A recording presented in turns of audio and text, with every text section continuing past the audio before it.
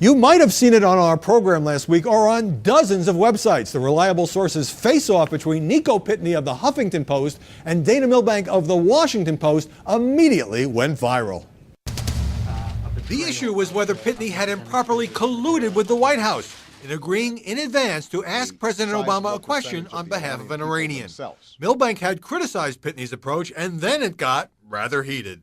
It's interesting that Dana, of all people, wrote this column very negatively. I mean, this is a person, Dana, who, when he had a chance to ask Obama a question, he approached him in the hall during the campaign and asked him not one, but multiple questions about how he looked in a bathing suit.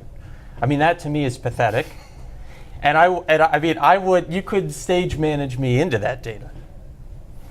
Well, Nico has some, evidently some very interesting things to do. What I have never done in my life, Howie, is worked in collusion with an administration, whether it's this one or with another one. I believe that whether it's Nico Pitney with the Huffington Post or whether it's Carl Cameron with Fox News, the White House should not be calling somebody the night before saying, we are going to call on you if you ask a question on a particular subject asked in a certain way. You are very quick Look, to malign. Howie, I can't deal with fiction on and this very show. slow to correct. Some bloggers said Pitney showed up, the old media guy. Others said Milbank had used Pitney's own email to show that he had prearranged the question with the White House.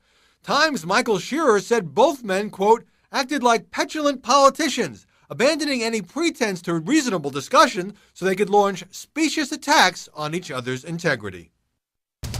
Now it's my turn. Nico Pitney is a liberal advocate turned dogged reporter and asked the president a perfectly legitimate question, but he's sort of splitting hairs. He did orchestrate things with the White House and should just own up to it.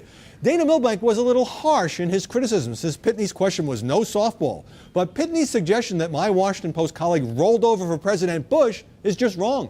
Milbank was a tough White House correspondent before becoming a somewhat snarky columnist, and he repeatedly challenged that administration with such pieces as the 2002 story headline, "For Bush, facts are malleable." But all that got overshadowed by a naughty word that Dana called Nico after the verbal fisticuffs. I didn't hear the muttered remark because I was already talking about the next topic, but Pitney blogged about it.